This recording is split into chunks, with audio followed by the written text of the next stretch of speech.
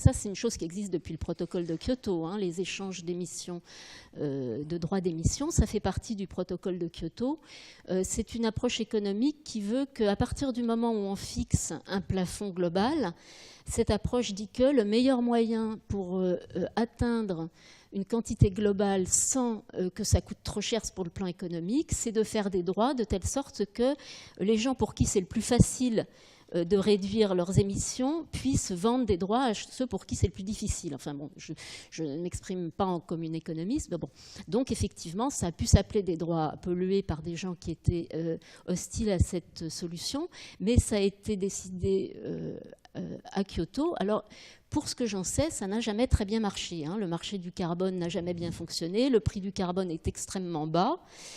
Ça n'empêche pas qu'il y a quand même eu quelques mesures de Kyoto qui ont un petit peu fonctionné, ce qu'on appelle les mécanismes de développement propre qui permettent de financer dans les pays en développement des baisses des émissions. Moi, je ne suis pas du tout spécialiste de tout ça, mais effectivement, c'est une approche typiquement de l'économie mainstream, c'est-à-dire de considérer qu'on a un marché et qu'il faut, pour que les choses soient efficaces, que ça soit le marché qui dicte des prix et que ça sera comme ça qu'on a le moindre coût et pour le maximum d'efficacité. Ça, c'est l'économie mainstream.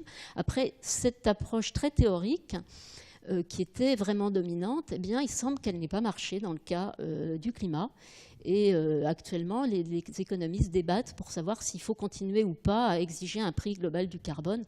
Voilà, ça fait partie des débats qui ont lieu pour Paris, pour la COP de Paris.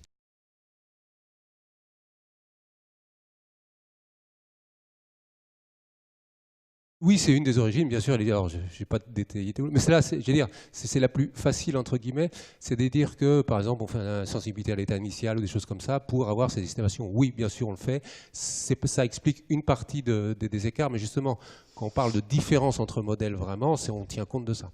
C'est-à-dire qu'il y a des moyens, en faisant des ensembles de simulations ou autres.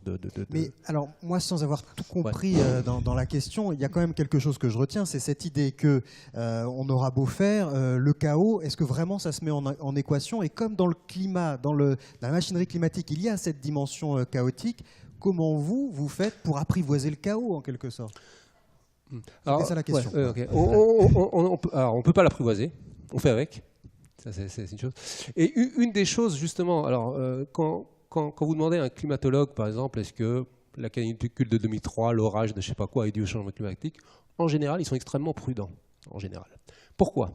Parce que, justement, le système est un système chaotique, et c'est-à-dire qu'il peut y avoir des événements extrêmes tous les jours. Et ce n'est pas parce qu'il y a un événement extrême chaud un jour donné que c'est dû au changement climatique.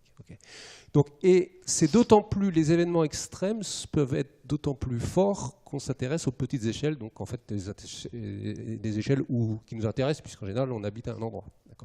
Donc, j'allais dire, tout ce qui est très concret est en fait très difficile à assigner à une cause précise à cause de ça, à cause du chaos.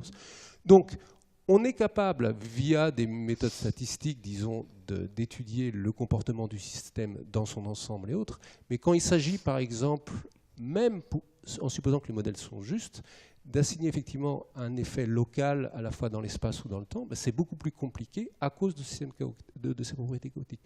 Donc, on fait avec, et c'est une des choses qui rend le discours et l'attribution des causes extrêmement difficile. Si, disons, la température elle augmente par exemple de 1/10 de degré tous les 10 ans, aujourd'hui, donc si ça augmentait de 1/100 de degré par an, j'allais dire, on aurait quasiment la réponse. On est capable, si la question était posée comme ça, on serait capable de développer tout ce qu'il faut pour observer ça.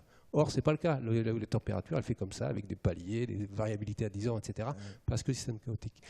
Donc, on fait avec, et ça fait partie, c'est un élément essentiel de notre travail, et c'est ça qui rend souvent la réponse aux questions précises très difficile.